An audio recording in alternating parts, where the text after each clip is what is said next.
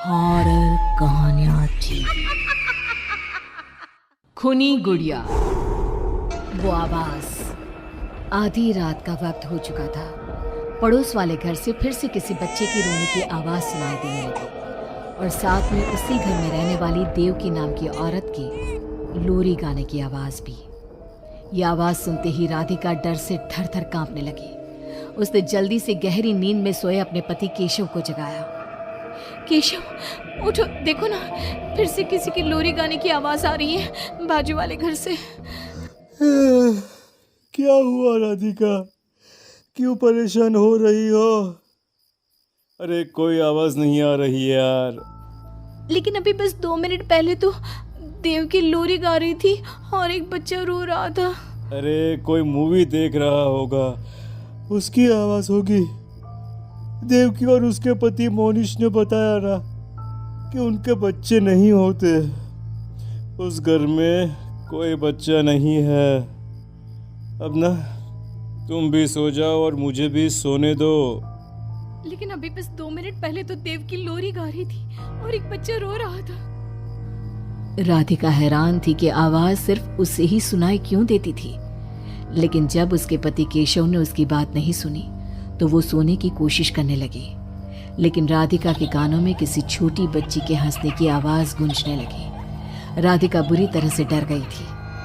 अगली सुबह मैं दुकान जा रहा हूँ, आज माल खत्म हो रहा है दुकान में। इन दिनों पता नहीं क्यों लोग जमकर खिलौने खरीद रहे हैं। आज बड़े बाजार जाकर सारे खिलौने ले आता हूँ। आप रात होने से पहले आ जाएंगे ना? लगता है तुम देवकी से अभी तक डरी हुई हो। अच्छा ठीक है, देखो घर के पीछे वाली गैलरी में मत जाना, क्योंकि वहां से तुम्हें अक्सर देवकी नजर आती है और तुम ना फिर डर जाती हो। ठीक है केशव, मैं आज उधर जाऊंगी ही नहीं। जब भी उधर देखती हूँ कुछ डरावना ही नजर आता है। केशव दुकान चला जाता है। तभी अचानक राधिका को याद आता है कि घर की गैलरी में उसने कुछ कपड़े सुखाए थे। डरते हुए वो वहां जाती है। दूसरी तरफ देवकी की गैलरी नजर आती थी। राधिका जैसे ही कपड़े लेकर वापस आने को पलटती है, उसकी नजर सामने देवकी की गैलरी में पड़ी। वहां एक 4 साल की बच्ची खड़ी होकर उसे घूर रही थी। हे भगवान, ये कौन है? कौन है ये? मैं इससे पूछूं कि इसका नाम क्या है? हाँ, पूछ लेती हूँ, फिर केशव को बताऊंगी। वो मेरी बात पे भरोसा नहीं करते ना। बेटा, कौन हो तुम? हाँ, तुम्हारा नाम क्या है? गुड़िया। तभी अचानक वहां पर देवकी आती है और वो बच्ची गायब हो जाती है। क्या हुआ? आप किससे बात कर रही थी? वो यहाँ पे मैंने एक लड़की को देखा था। वो कौन थी? कहाँ गई वो अभी? कौन लड़की? मैंने कहा ना, मेरे घर में कोई बच्चा नहीं है। मैंने देखा था, वो यही थी। वो आपके पीछे कौन है? राधिका को फील होता है कि किसी ने उसे धीरे से पुकारा, आंटी। राधिका पलट कर देखती है तो वहां वो छोटी बच्ची खड़ी थी। राधिका चीख कर बेहोश हो जाती है। जब उसकी आंख खुलती है तो केशव उसके पास खड़ा था। क्या हुआ राधिका? राधिका, होश में आओ। वो तो भला हो देवकी जी का, जिन्होंने तुम्हें बेहोश पड़ा देखकर मुझे कॉल कर दिया और मैं घर आ गया। तुम उस गैलरी में गई ही क्यों? केशव, वो लड़की यहाँ आ गई थी और वो देवकी, वो ठीक औरत नहीं है। तुम पागल हो गई हो राधिका। आज देवकी जी ने ही मुझे तुम्हारे बारे में बताया।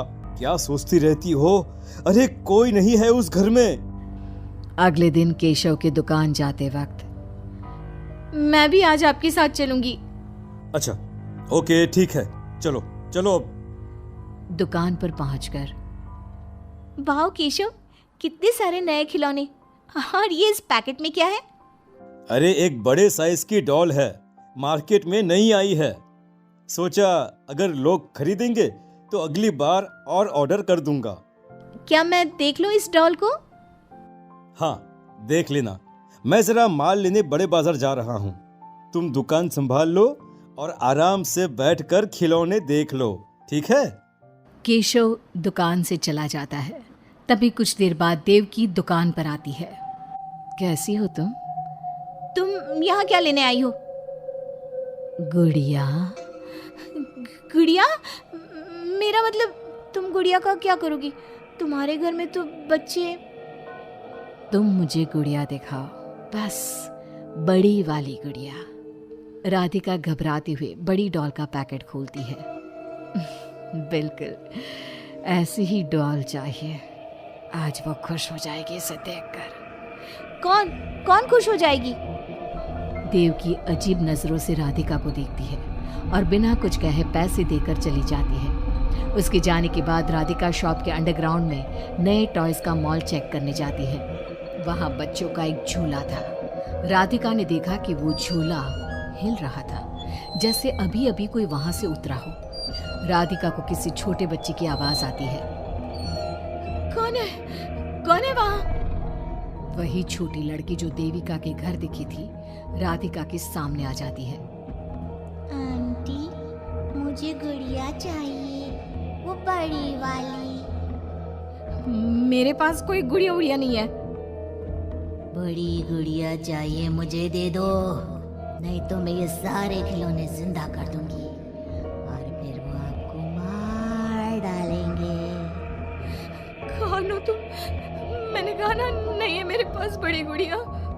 अभी तो थी ना, कहाँ गई? वो देवकी ले गई अपने साथ। अभी जाओ और मेरी गुड़िया लेकर आओ, बर्रा। उस छोटी लड़की के नाखून बड़े हो जाते हैं और पैर उल्टे। वो बहुत ही खौफनाक दिखने लगती है। नहीं देखो, मैं अभी जाकर तुम्हारी गुड़िया लाती हूँ। तुम यहीं रुको। नहीं, मैं तुम्हारे साथ चलूंगी, कहीं तुम भाग गई तो। राधिका शॉप से निकलकर तेज स्पीड में सड़क पे चलने लगती है। उसने पलट के देखा तो वो लड़की साए की तरह उसका पीछा कर रही थी। राधिका देवकी के घर पहुंचती है। दरवाजा खुला था। राधिका अंदर गई, वहां कोई नजर नहीं आया, बस सामने वो गुड़िया रखी थी। राधिका चुपचाप गुड़िया को उठा के वहां से आने लगती है। पीछे से आवाज आती है। रुको, ये क्या कर रही हो? मेरी गुड़िया कहाँ ले जा रही हो? देखो देवकी, ये गुड़िया मुझे ले जाने दो, वरना वो लड़की। ओह, तो उसने तुम्हें डराया। उसे तो मैं बुलाती हूँ। गुड़िया, जरा यहाँ आना बेटा। मम्मा, क्या हुआ? मेरी लाडो गुड़िया को बहुत पसंद है। देखो ना, 10 साल की हो गई, अब तक डॉल से खेलती है। ये तो वही लड़की है, और ये 10 साल की नहीं 5 साल की है। हाँ, लेकिन जब उस कार एक्सीडेंट में मर गई तब 5 की थी, अब तो 10 की हो गई है ना। मतलब ये मेरी बेटी है और मरने के बाद भी मेरे साथ है। इसे ना लोरी सुन के ही नींद आती है और डॉल्स तो इसे बहुत पसंद है। राधिका बुरी तरह से घबरा के भागती है।